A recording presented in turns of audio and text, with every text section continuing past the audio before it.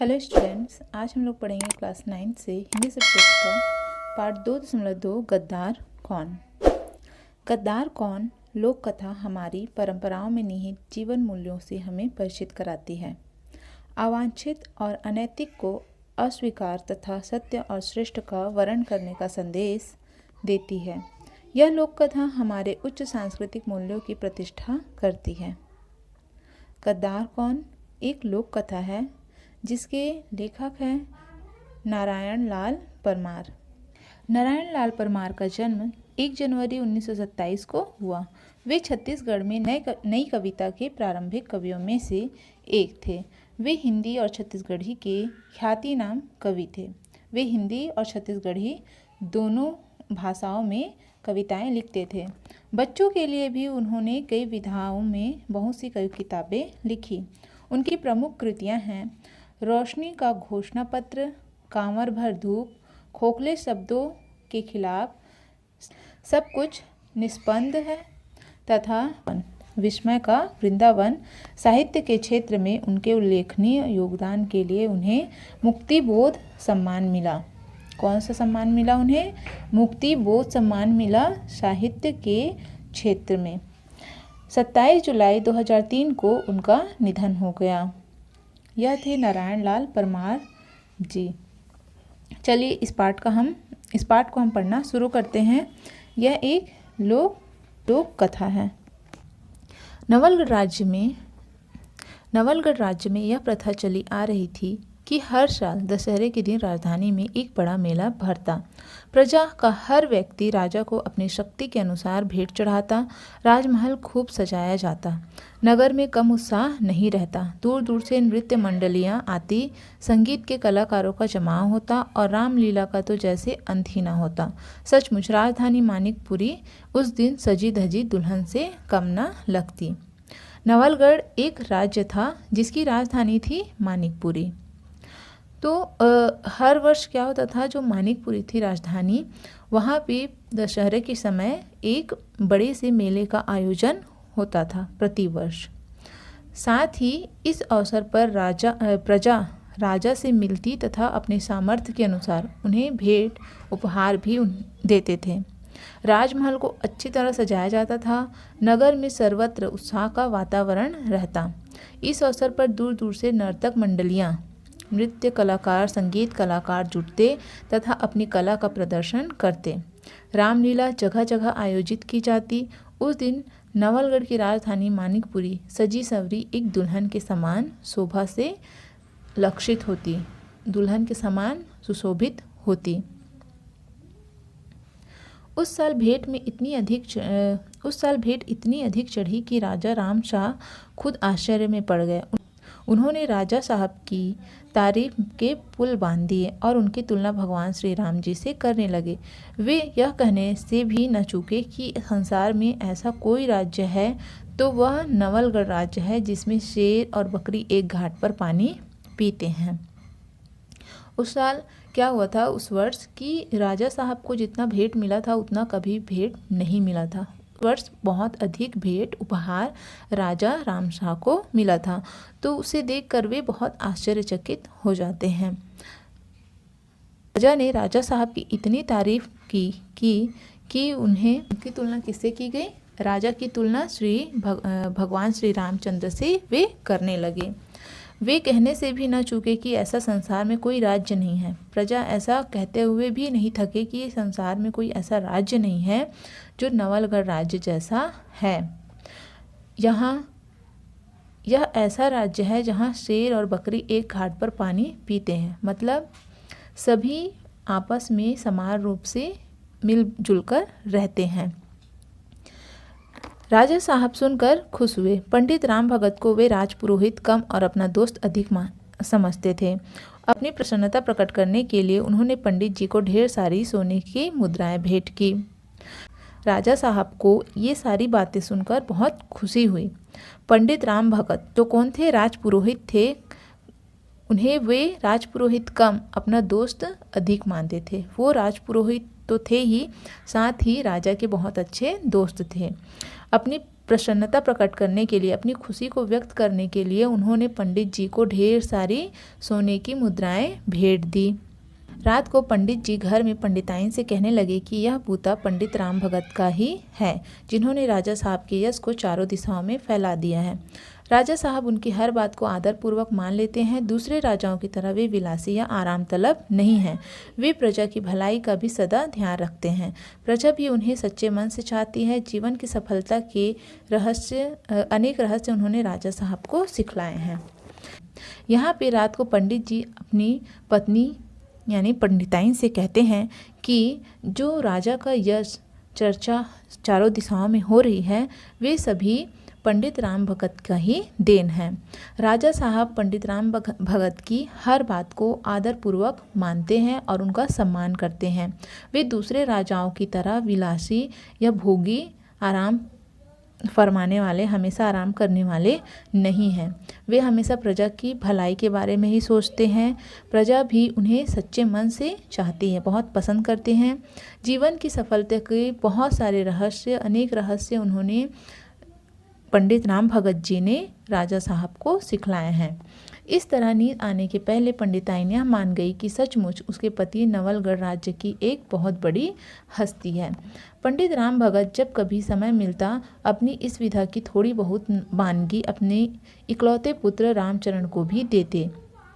पंडित जी अपने पुत्र रामचरण को भी शिक्षा देते थे। जितना ज्ञान उन्हें आता था उस ज्ञान को वे अपने बेटे के साथ बांटते थे, उसे समझाते थे, सिखाते थे। यह विश्वास था कि एक न एक दिन जब राजा राम शाह की जगह उनका पुत्र लेगा तो उनकी जगह भी रामचरण बखूबी ले लेगा। पंडित राम भगत चाहते थे कि जिस प्रकार वे राजा के एक सलाहकार हैं, मित्र हैं और राजपुरोहित हैं, उसी तरह से उनका पुत्र रामचरण भी बने। अभी तो राजपुत्र और ब्राह्मण कुमार की पढ़ाई अलग अलग होने लगी। अब दोनों की पढ़ाई अलग अलग शुरू हो गई। राजपुत्र अपना राजपाठ सीखने लगे और ब्राह्मण कुमार अपनी शिक्षा ग्रहण करने लगे। एक दिन ऐसा भी आया कि जब राजेंद्र शाह राजा हुए और पंडित जी का बेटा उनका राजपुरोहित। एक समय ऐसा भी आ गया जब राजेंद्र शाह क्या बन गए, राजा बन गए, और पंडित जी का बेटा क्या बन गया, राजपुरोहित बन गया। नई उम्र थी, नए विचार थे। आरंभ से ही दोनों टकराने लगे। राजेंद्र शाह अपने पिता से भिन्न, उदंड और विलासी थे। राजेंद्र शाह राजशाह से बिल्कुल अलग था, उल्टा था। इसके विपरीत रामचरण कुछ अधिक बुद्धिवादी और तर्क करने वाला था, और जो रामचरण था ब्राह्मण पुत्र, वह बहुत अधिक बुद्धिवान था और तर्क वितर्क करने वाला था, तार्किक व्यक्ति था। अब रोज सवेरे नृत्य और संगीत की महफिल जमती। राजेंद्र शाह को बड़ा मजा आता। रामचरण बीच में कभी उन्हें टोकता, प्रजा की ओर उनका ध्यान खींचता तो वे उसे झिड़क देते। क्या करता था वह? राजेंद्र शाह सुबह सवेरे बस नृत्य और संगीत की महफिल में लगे रहते थे। राजेंद्र शाह को बड़ा मजा आता था, इन सब चीज़ों से आनंद मिलता था। रामचरण जो उनका राजपुरोहित था, वो उन्हें बीच बीच में टोकता और प्रजा की ओर उनका ध्यान आकर्षित करने की कोशिश करता था। अजीब परिस्थिति आ गई। वैसे रामचरण जानता था कि बुरी आदतों को जल्दी बदला नहीं जा सकता। वह अपमान सहता और अपने कर्तव्य का पालन करता। परंतु कब तक? इधर राजा की विलास प्रियता बढ़ती गई और उधर खजाना खाली होता गया। प्रजा के दुख बढ़ने लगे। रामचरण ने राजा को आखिरी नेक सलाह दी। परिणाम में उसे अपनी नौकरी से हाथ धोना पड़ा। क्या होता है कि राजा बहुत विलासी था, जो वह प्रजा की ओर ध्यान ही नहीं देता था। रामचरण उनका ध्यान प्रजा की ओर खींचता, परंतु राजा जो था राजेंद्र शाह, वो कभी भी रामचरण की बात को नहीं मानता था। वैसे रामचरण जानता था कि बुरी आदतों को जल्दी से नहीं बदल सकते। जो उनकी बुरी आदतें थी उन्हें हम जल्दी से बदल नहीं सकते, यह रामचरण जानता था। वह अपमान सहता, राजा उसे बार बार अपमानित करते, परंतु रामचरण अपने कर्तव्य का पालन करता रहता था।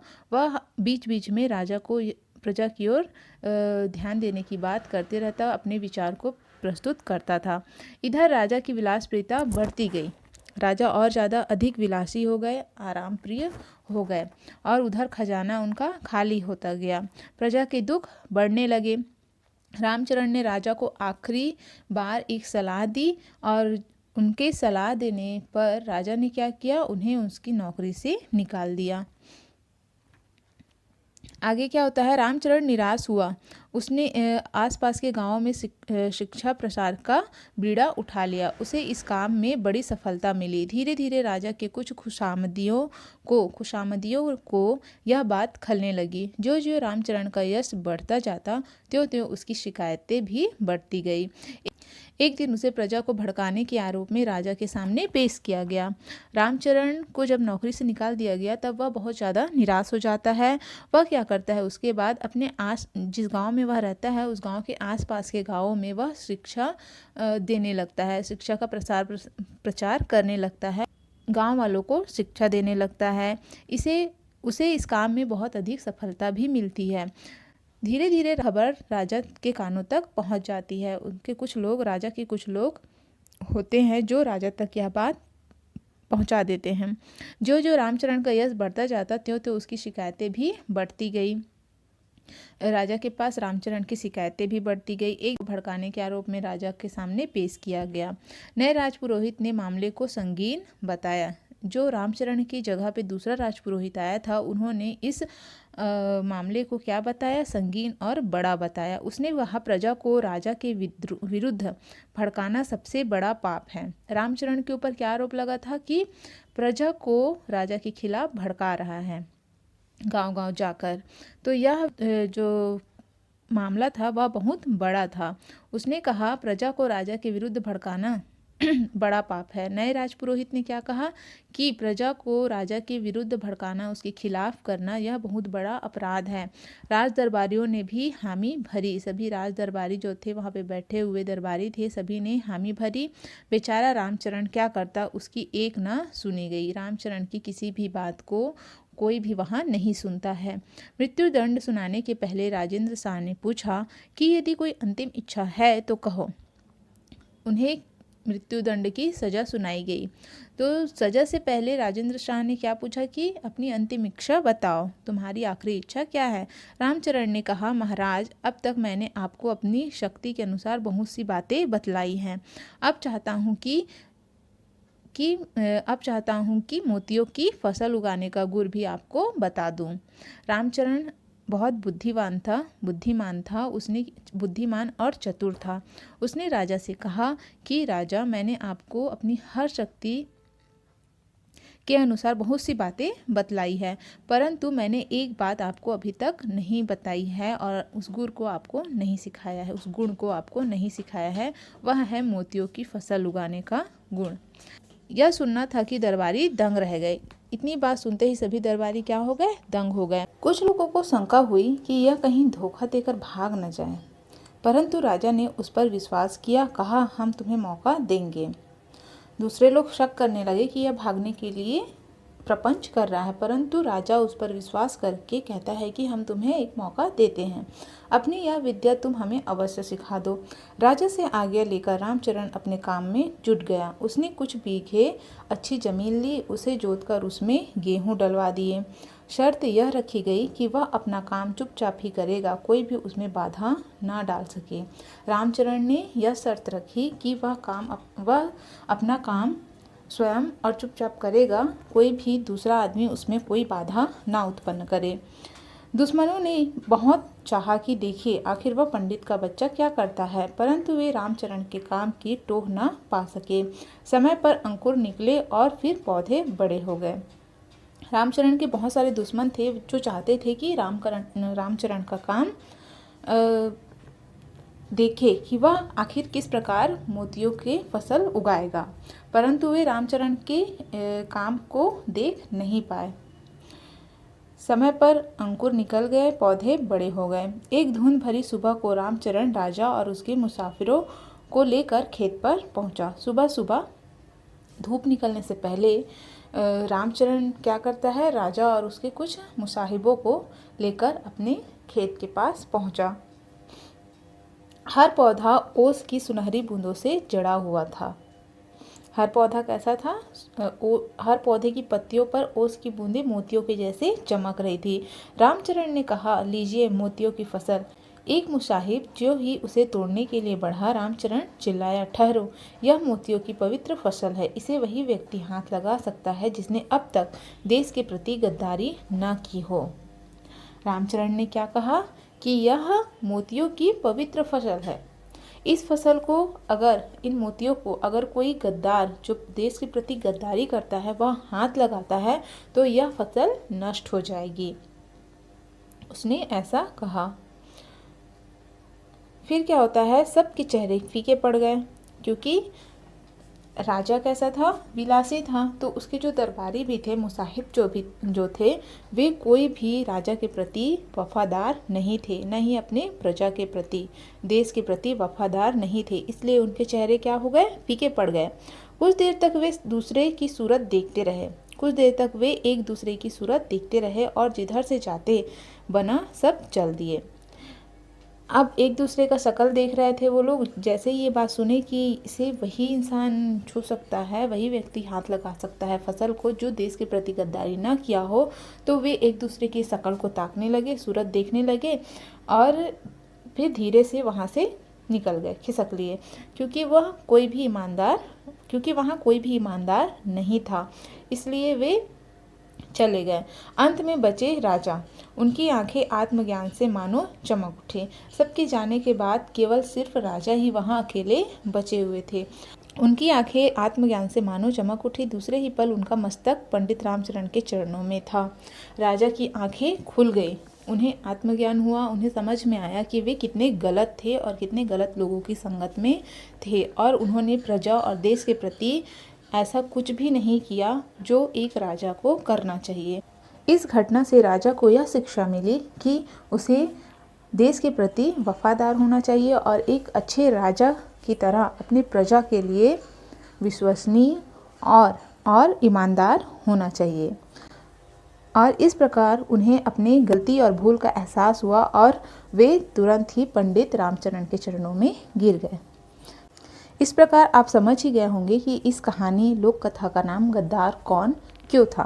गद्दार कौन का मतलब, फसल जो उगाया था रामचरण ने, उसमें ओस की बूंदें थी जो मोतियों के समान चमक रही थी, पर उसे दूसरे लोग समझ रहे थे जो मोतियों के जैसे चमक रही थी। दूसरे लोग भ्रमित हो गए कि यह सचमुच मोती है, परंतु वहाँ पे रामचरण ने क्या शर्त रखी कि इन मोतियों की फसल को सिर्फ वही व्यक्ति छू सकता है जो गद्दार ना हो, देश के प्रति वफादार हो। वही व्यक्ति इस फसल को छू सकता है, वरना यह नष्ट हो जाएगा। परंतु वहाँ पे कोई भी वफादार नहीं था, ईमानदार नहीं था, सभी गद्दार थे। इसीलिए वे लोग एक आँख छुपाते हुए चुपचाप वहाँ से चोरी चुपके वहाँ से निकल जाते हैं, मौका मिलते ही वहाँ से निकल जाते हैं। तो यह थी कहानी गद्दार कौन।